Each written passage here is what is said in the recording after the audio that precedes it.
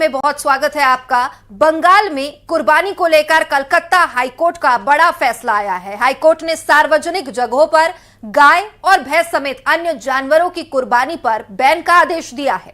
High court ने कहा है कि खुले में पशु वध पूरी तरह से प्रतिबंधित है और सुप्रीम कोर्ट पहले ही साफ कर चुका है कि गाय की कुर्बानी इस्लाम में अनिवार्य धार्मिक प्रथा नहीं है। कई मुस्लिम संगठन के नेता भी मान रहे हैं कि कुर्बानी के नाम पर गायों की हत्या नहीं होनी चाहिए, लेकिन कुछ लोग हैं जो जानबूझकर इस मामले को तूल देने में लगे हुए हैं।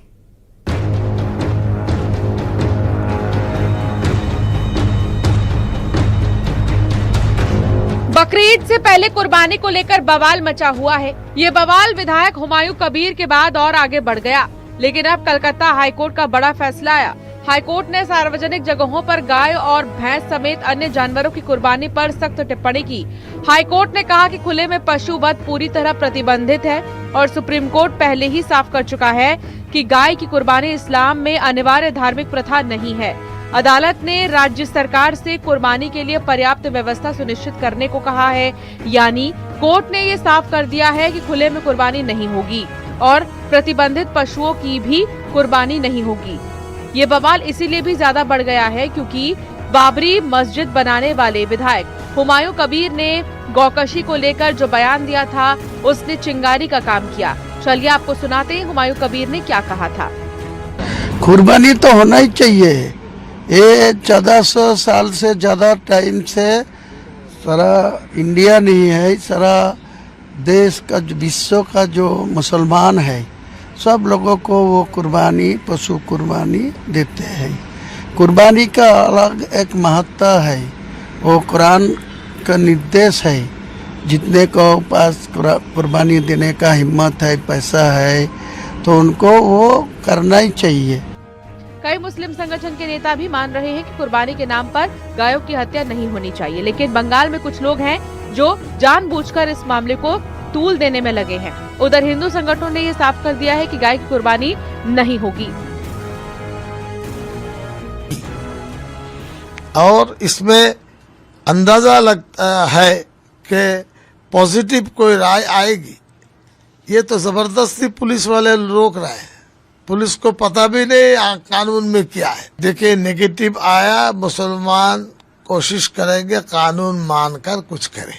उस दुष्ट व्यक्ति ने न सिर्फ कुर्बानी की बात की है, ये कहा कि गाय, बैल और बछड़ों की भी कुर्बानी होगी। ये कहना बेहद गंभीर, अपमानजनक, चिंताजनक, हिंदू समाज और देश की जो अर्थव्यवस्था और देश के मूल पर चोट है। ये बड़ा गंभीर और खतरनाक बयान है, जिसके गंभीर परिणाम भी हो सकते हैं, शायद उनको नहीं पता। अब बारी उन इस्लामिक संगठनों की है और उन तत्वों की है जो अपने आप को इस्लामिक बुद्धिजीवी कहते हैं, कि आखिरकार उनके विरुद्ध क्या कार्रवाई करनी चाहिए। तो इस्लाम ने अगरचे उन चीज़ों की प्रतिबंधित पशुओं की जानवरों की कुर्बानी देने के लिए जायज़ है, लेकिन जब हालात दूसरे हैं और राज्य सरकार मने कर रही है, शासन प्रशासन के दिशा निर्देश हैं, तो उसके मुताबिक आप कुर्बानी करें और प्रतिबंधित पशुओं की कुर्बानी हरगिज ना दें। ऊंट है, गाय है, इनकी कुर्बानी हरगिज ना दें। बकरीद से पहले दिल्ली सरकार ने कड़ा एक्शन लिया। सड़कों पर कुर्बानी, अवैध पशुओं की बिक्री और प्रतिबंधित जानवरों की कुर्बानी पर दिल्ली सरकार ने सख्ती दिखाई है। अधिकारियों को निर्देश दिए हैं कि केवल अधिकृत जगहों पर ही कुर्बानी की अनुमति होगी। सड़क, गली, पार्क या किसी भी सार्वजनिक स्थल पर कुर्बानी पूरी तरह प्रतिबंधित रहेगी। गाय, बछड़े, ऊंट समेत प्रतिबंधित जानवरों की हत्या या कुर्बानी पर पूरी तरह प्रतिबंध रहेगा। आने वाले त्योहार बकरीद के लिए दिल्ली सरकार के विकास मंत्रालय के द्वारा कुछ इंस्ट्रक्शंस जारी की गई हैं, जो मैं आपके सामने रख रहा हूं। बकरीद के त्योहार के अवसर पर दिल्ली में गौवंश, गाय, बछड़ा तथा ऊंट व अन्य प्रतिबंधित जानवरों की कुर्बानी पूरी तरह से गैर कानूनी है और ऐसा करने पर या ऐसा करने की कोशिश करने पर आपराधिक मामला दर्ज किया जाएगा, कानूनी कार्रवाई की जाएगी। कुल मिलाकर बकरीद पर खुले में कुर्बानी को लेकर सरकार पहले से ही सख्त है। अब जो लोग सरकार के फैसले से नाखुश थे, उनको कोर्ट से जवाब मिल गया है, यानी बकरीद पर खुले में कुर्बानी नहीं होगी। Bureau report, news 18। अखिलेश